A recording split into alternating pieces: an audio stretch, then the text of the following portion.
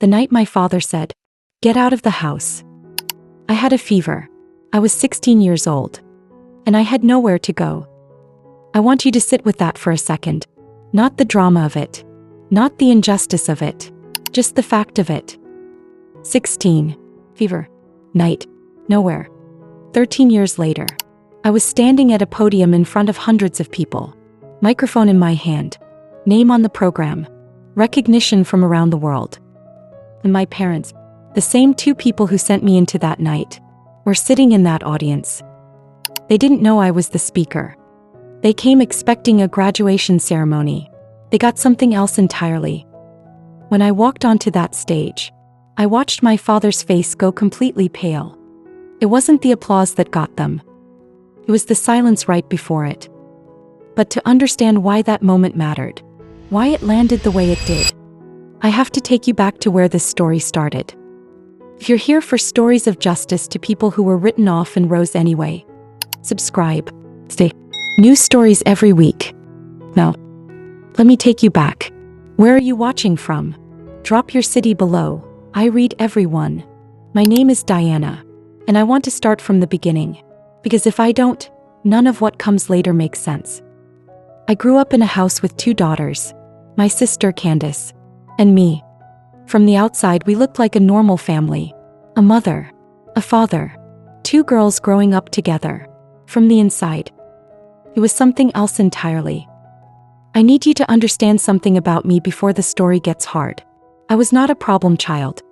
I was not the difficult one. I was not the troublemaker. I was not the naughty one. I was a child who could see. And in my family, seeing clearly was treated like a crime. I understood emotional dynamics at a level most children couldn't access. I could feel manipulation in a room before the first word was spoken. I could sense unfairness before anyone named it. I could see the pattern even when everyone around me insisted there was no pattern. And instead of being told, "Yes, Diana, you're right, something is wrong here," I was told, "You're too sensitive. You always make everything about yourself. Why can't you just be normal like your sister?" I heard that so many times that I started to believe it. For a while. My sister Candice was the golden child. That is not me being dramatic. That is not me being bitter. That is simply what she was. Every family has one. The child who gets the benefit of the doubt. The child whose stories are believed. The child whose needs come first. The child the love seems to always reach. Candice was that child. And I was the other one. I used to think the only way to be seen was to earn it from the people who were supposed to give it freely. I spent years trying to earn something that was never going to be mine. I'll come back to that. But here is what you need to know about who I was. Before everything broke. There was a moment in school. My computer teacher, Mrs. Joy, she asked the class a question. She said, "If you think this answer is right, raise your hand." Every single student in that room raised their hand. I didn't. Because I had looked at the answer. And it was wrong. And I wasn't going to raise my hand for a wrong answer just because everyone else did. Mrs. Joy looked at me, looked at the class, and then said, "Everyone, clap for Diana. She is the only one in this room who got it right." The class clapped. And then she looked at me directly and said, "You are unique." I didn't know what to do with that. I didn't know if it was a compliment. I didn't know if it was an insult. I didn't know if unique was something a person wanted to be. Now I understand what she was telling me. She was telling me you see things differently. You refuse to follow the crowd into lies. You have something worth protecting. I just didn't know yet what that something was going to cost me. What I did know, what I had always known, was technology. Computers made sense to me the way people sometimes didn't. The logic, systems, the problem solving. When I sat down at a screen, I understood where I was. And that gift began to do something remarkable. Students started coming to me, not just from my class, from other grades, older students who needed help and heard that Diana could explain it in a way that finally made sense.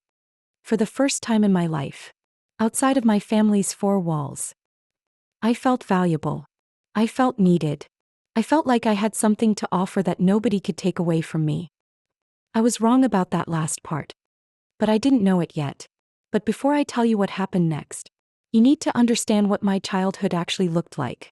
Stay with me. And if this is the kind of story you came here for, hit subscribe. New stories drop every week. I'm not going anywhere. Here is what Candice did. Not all at once. Not in one dramatic moment. She did it slowly. The way damage usually happens, in pieces over time until the pieces add up to something you can't undo. First, she built her position. My parents already favored her. That was established early. But Candice was strategic about it. She made sure that position was permanent. When my parents were in the room, she was helpful. She was sweet. She was the daughter they believed they had. The moment they left, she would scatter the house. Just leave everything in chaos. Things broken. Things moved. Things ruined. And then she'd wait. Wait for them to come back. Wait for the question, what happened here? And before I could open my mouth, Diana did it. she said it so easily. Like it cost her nothing. Because for her, it didn't. She was already the believable one. She had already established herself as the child whose word meant something. And I was already the child whose word meant nothing. I would try to explain. I would try to defend myself. And I would watch my parents look past me, look at her, and decide. Without investigating. Without asking questions. Without doing the most basic work of finding the truth. They just decided. And it was never me. They spread a story about me through the whole family. Aunts, uncles, nephews, nieces. Diana is the naughty one. Diana always causes trouble. Diana has always been like this. They said it so consistently. They said it so convincingly. That it became the family narrative. And I want you to understand what it does to a child when the people who are supposed to know her best tell the world a story about her that is not true. And tell it so well that even she starts to wonder if maybe they're right. Maybe I am the problem. Maybe I am too sensitive. Maybe I am imagining things. That doubt. That is the real damage. Not the lies themselves. The doubt they grow inside the person being lied about. But then the tutoring. I was helping students. Building something real. Earning recognition that had nothing to do with my family's opinion of me. And Candice noticed. I could feel it shift. The way she looked at me when students came to the house. The way she went quiet when someone mentioned my name. The way her eyes tracked everything. Who I was talking to, where I was going, what I was doing. He always knew where I was. She made it her business to know. Thought it was just envy. I didn't understand yet what she was building. She took photographs. Innocent photographs. Me talking to students. Me studying with them. Me helping them. Normal tutoring moments. Nothing hidden. Nothing to hide. And she took those photographs, those completely ordinary, innocent photographs, and she turned them into something else. He told my parents I wasn't tutoring. He told them I was socializing, neglecting my studies, involved in cyberbullying, involved in violence. She took this simple, beautiful fact that I was helping people, and she transformed it into a scandal. And the most devastating part? He knew. Candice knew the truth. He had seen me tutor people. She had watched it happen. She understood exactly what those photographs actually showed. And she chose the lie anyway. She chose it deliberately. She chose it knowing it would destroy me. She chose it because my success threatened her position. And in our family, if you threaten the golden child, you are expendable. I didn't know it yet, but the very thing they mocked me for was about to become my greatest weapon. I came home from school one afternoon with a fever. My body was already struggling. My head was heavy. I was sick, genuinely physically sick, and all I wanted was to walk through my front door and rest. What I found instead were my parents, waiting. Not waiting to ask how I was feeling. Not waiting to notice the fever in my face. Not waiting to be parents. Waiting like they had been planning this. Like the verdict was already in and they were just waiting for the defendant to arrive. My mother's face was closed. My father's face was hard. And on the table between them, the photographs. Candice's photographs. The ones from my tutoring sessions. The ones that were completely, entirely innocent. My father spoke first. Explain yourself. We know what you've been doing. Your grades are dropping. You've been socializing instead of studying. And these photos. He slid them across the table. I looked at them. I recognized every single moment in those photographs. I knew exactly where I was, who I was talking to, what we were doing. There was nothing there. There was nothing wrong. And I tried to explain. I tried so hard. I said I was tutoring. Those photos are from tutoring sessions. My grades dropped slightly because I'm dividing my time, but I'm still passing. I'm helping people. I have students from other grades coming to me because I'm good at this. The words came out desperate. Honest. True. They didn't move. Neither of them moved. And in that moment of desperation, I turned to Candice. She was standing slightly back, behind them, watching. I looked at her with tears already running down my face. And I said, Candice, how could you do this? You know the truth. She didn't flinch. She didn't feel shame. She didn't feel the weight of what she had done.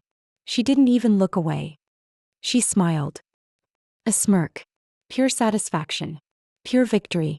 He said, What did I do exactly? 4 words. Said with complete calm. That question was the confirmation of everything I had ever suspected. She knew exactly what she had done. He was proud of it. And she knew. She would face no consequences.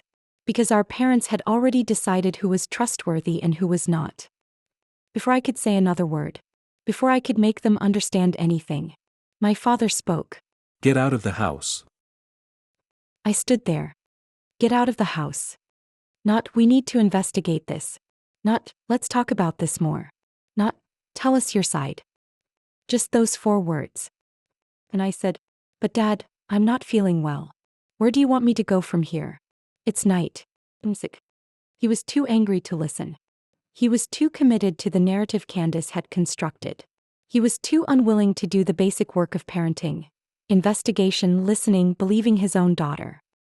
He sent me out of the house without thinking twice. Without wondering what would happen to me. Without checking if I was safe. Without any of the protective instinct that is supposed to be wired into a parent's DNA. As I walked toward the door, I looked back one last time. Candice was in the background. Smiling. Finally excited. Finally victorious. She had wanted all the attention. And now she had it. As I was gone. He chose a lie he didn't have to investigate over a truth he didn't want to face. I made a decision that night that took me years to fully understand. And when it paid off, nobody saw it coming. I want to tell you what the next few days actually looked like.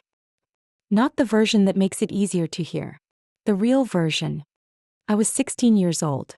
I had a fever that didn't break. I had the clothes I left the house in. I had nothing else. When I was hungry, the only option available to me was to beg. On the streets. I was 16 years old. Begging strangers for food. Because the 2 people who were legally, morally, completely responsible for my safety had sent me out into the night without a second thought. And no one came looking for me. That is the part that still sits somewhere quiet inside me. Not the homelessness. Not the hunger. Not the fever. The silence. The fact that days passed. Days that felt like years. And not one person from my family picked up a phone. Drove a street. Asked a neighbor. Filed a report. They let me disappear. And they were fine. I think about that sometimes. The fact that I vanished from their lives. And their lives continued. Until one day, on a street I had been walking for days, I heard a voice I recognized. She was walking toward me. And I don't know what I looked like. I know what I felt like. I felt like someone who had been slowly erased. She stopped. She looked at me. He said, Diana, what are you doing here? The tears came before I could stop them. I was chased from home, I said. Her face changed. She reached into her bag. She was already looking for her phone. She was going to call 911. She was going to do what adults are supposed to do when they find a child alone on a street. And I stopped her. I reached out and I said, Mrs. Joy, please, there's no need. I don't want to return back home. The home environment did more harm than good to me. It's better to walk away. A 16-year-old child, begging an adult not to take her back home. Meaning it. Every word of it. Meaning it so completely that looking at me she could see it was true. I looked at her with everything I had left. The hope, the desperation, and the kind of clarity that no 16-year-old should ever have to possess. And I asked her to do something extraordinary. Mrs. Joy, please. I promised to behave myself. Please take me in. I was offering my obedience as a currency, as if that were the price of being cared for, as if I had to earn the right to be treated like a human being. She looked at me for a long moment. And she said yes. I was 16 years old. I had a fever. And I was begging a stranger for the safety my own parents had thrown away. I need you to keep watching. Because what happens in the last 10 minutes of this story, I had to sit with for a long time before I could say it out loud. Mrs. Joy was already married. She had her own children, her own home, her own life, full, complete, requiring nothing from me. She had no legal obligation to take me in. She had no benefit to gain. She had everything to lose. The complications of a child not her own, the questions from neighbors, the financial weight, the responsibility that nobody asked her to carry. There was no reason for her to say yes. He said yes anyway. Because she saw something that my own family couldn't see. Thank you. Worth. A human being deserving of care and love and investment. She didn't just give me shelter. He trained me. She saw the gift I had with technology, the same gift that Candice had tried to destroy, and instead of being threatened by it, she nurtured it. I remember one evening, maybe 3 weeks after she took me in. She was sitting at the kitchen table with her laptop open. He called me over, not like a teacher, not like a guardian, like someone who wanted to know what I thought. He said, Diana, sit down. I want you to look at this problem and tell me what you see. It was a system design problem, something she had been working through. I sat down. I looked at the screen, and within a few minutes, I found the gap. I pointed to it. I explained what I saw. And she looked at me, the same way she had looked at me in that classroom years before. Like she was confirming something she had already known. He put her hand on my shoulder and she said, This is your thing, Diana. This is what you were made for. Don't ever let anyone take this from you again. I didn't cry. I had cried enough. I just nodded. And I made a quiet decision at that kitchen table that I have kept every day since. Nobody would take it from me again. He guided it. Made space for me to become who I was meant to be. She did what parents are supposed to do. She showed up. She invested. He believed. She introduced me to the people in her life as her daughter. Not her foster daughter. Not the girl she was helping. Not the charity case. Her daughter. And Mrs. Joy's children, they saw me as a sibling. Not an outsider. Not a guest. A sibling. And something happened inside me that had never happened before. I stopped. Stopped showing up where I wasn't truly welcomed. Stopped softening my edges for people who never softened theirs. Stopped explaining myself to people who had already decided who I was. Quietly, privately, completely. I chose myself. And I want you to understand, that was the scariest thing I had ever done. Because I had spent my whole life believing that if I just tried a little harder, if I was just a little more patient, a little more forgiving, a little more available, they would finally see me. They were never going to. That was never about me. That was always about them. And if you're watching this, maybe this isn't even your story. Maybe you're thinking of someone right now. Someone who has been carrying something like this for a long time. Someone who needed to hear they weren't imagining it. That it wasn't their fault. That the way they were treated was not what they deserved. Send them this. You don't have to explain why. They'll know. And then something happened that I was never supposed to find out about. And once I knew, I could not unknow it. I studied. I built. With Mrs. Joy beside me, every evening, every weekend, every conversation that pushed me to think bigger than the box my family had tried to put me in. I built. My passion for technology became something more than a talent. It became a purpose. I had seen what it felt like to be invisible inside a broken system. I had lived what it meant when the people responsible for your care couldn't reach you in time. So I built a system that could change that. An AI system linked to healthcare, designed to reduce wait times for doctor's appointments. To make sure that people who were waiting, sometimes desperately, for care, could finally be seen. It worked. Actually worked. I remember the day I got the call from the first hospital that had implemented the system. The administrator said, in the first 90 days, our average patient wait time dropped by 31%. 31%. That is not a number to me. That is a mother who got her child seen before the fever got worse. That is a real person, in a real waiting room, who finally didn't have to wait as long as I once did for someone to see them. That phone call. I sat with it for a long time after, as I understood what it meant. The world began to notice. Meanwhile, Candice's life began to unravel. I found out later that around the same time I completed the system, she had started losing friendships. One by one, the people she had charmed began to see the pattern. I graduated with the best grades in my department. The same month, my parents lost credibility among the family members they had spent years performing for. Their image, the thing they had protected at the cost of their own daughter, began to crack. I was recognized globally. High public recognition, invitations, interviews, my work in people's hands in hospitals around the world. And my family received silence. On the day of my graduation, Mrs. Joy was in that room. I looked at her standing there, and I knew. I had found my real family. I had found my real home. Long before this moment, she had been my family. I just finally had the language to say it out loud. And then an invitation arrived. It was a school I had heard of, a school that was close to home. They wanted me to be the keynote speaker at their graduation ceremony. They wanted me to inspire young minds. I accepted. If you've ever built something in silence while people who doubted you had no idea, comment quietly. I'm reading every one. One invitation. That is all it took. One invitation. And everything that had been building for 13 years arrived all at once. And then I found out which school it was. St. John University. I want you to understand what happened inside me when I read those 3 words. I went completely still, as I knew that name. St. John University. My sister Candice's school. I put the letter down. I walked to the window. And I stood there for a long time. Not thinking, just feeling the full weight of what was about to happen. My parents would be there, in that audience, among those hundreds of people.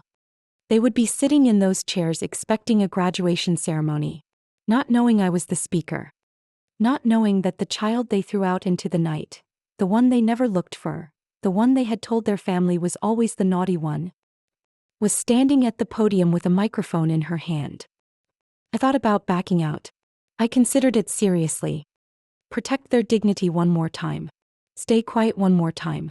Be invisible one more time, so that they wouldn't have to face the consequences of their actions. I had been making that choice my entire life. And I was so tired. So tired of choosing their comfort over my truth. And then I remembered something Mrs. Joy had taught me. Your story is not your shame. Your survival is not something you need to hide. The world needs to know that invisibility in your own home does not have to be your destiny. I thought about my father's 4 words. Get out of the house. Delivered slow. Those 4 words, said to a 16-year-old child with a fever, said without investigation, without listening, without basic parenting. I thought about Candice's smirk, her satisfaction, her, what did I do exactly?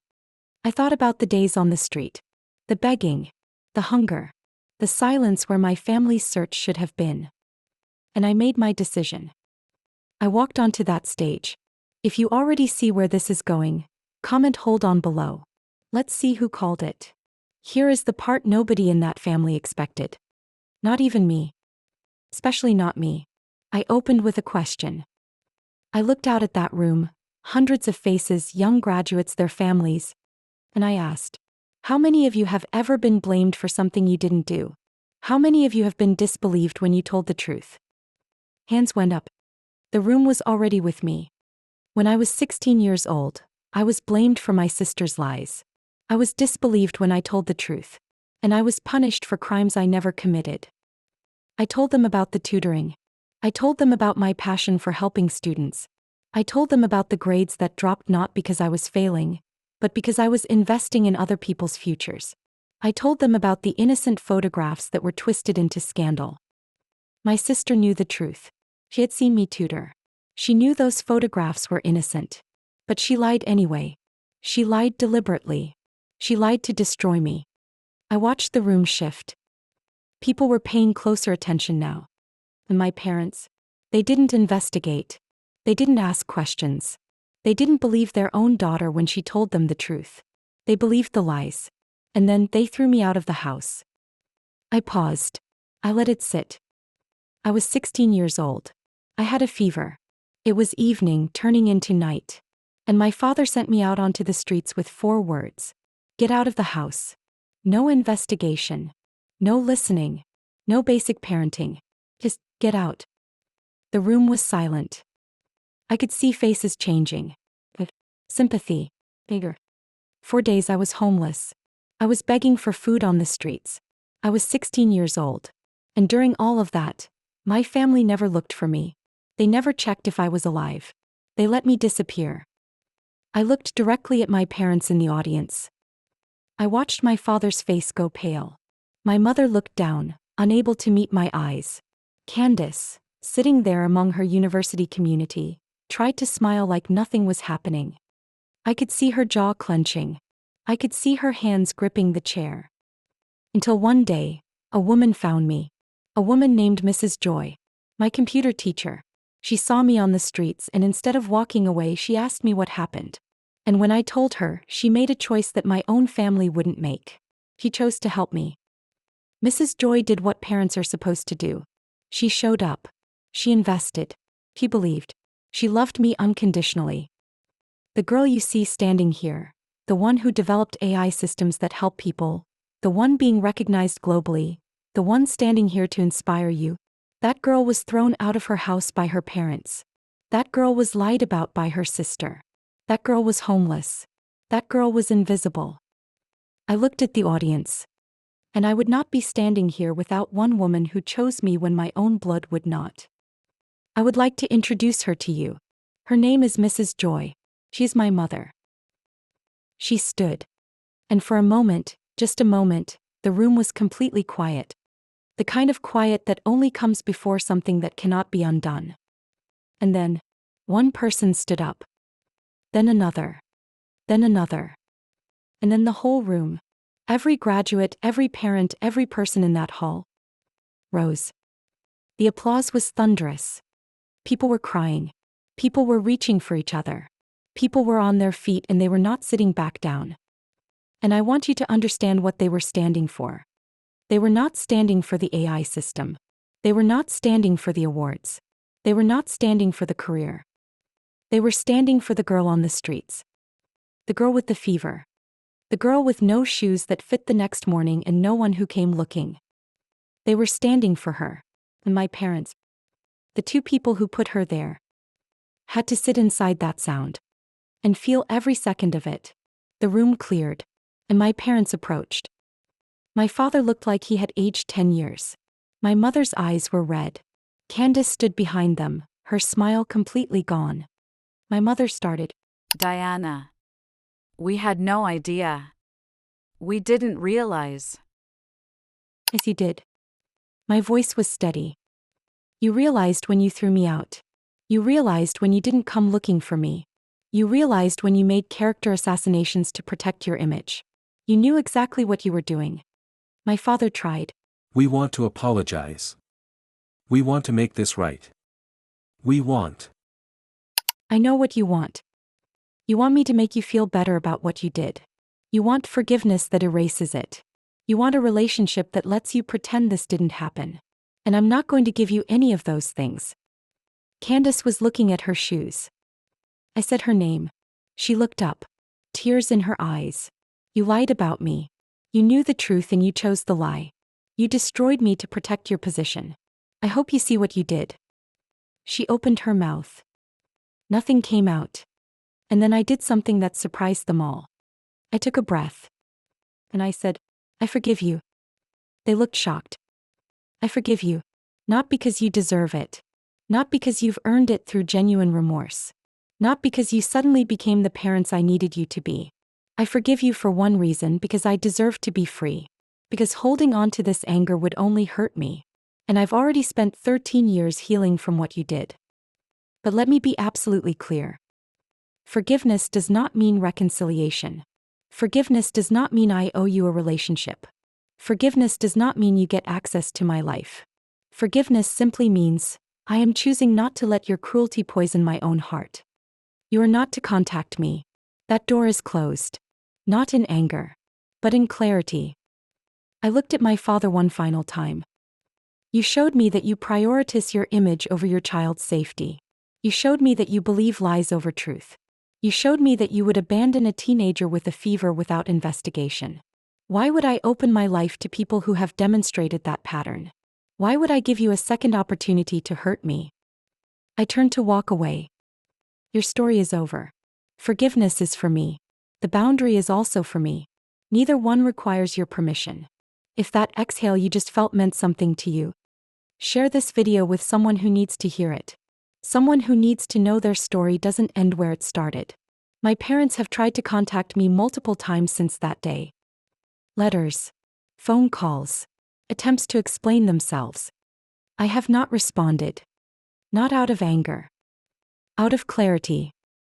Out of the firm understanding that some people have shown you exactly who they are. And you must protect yourself from them.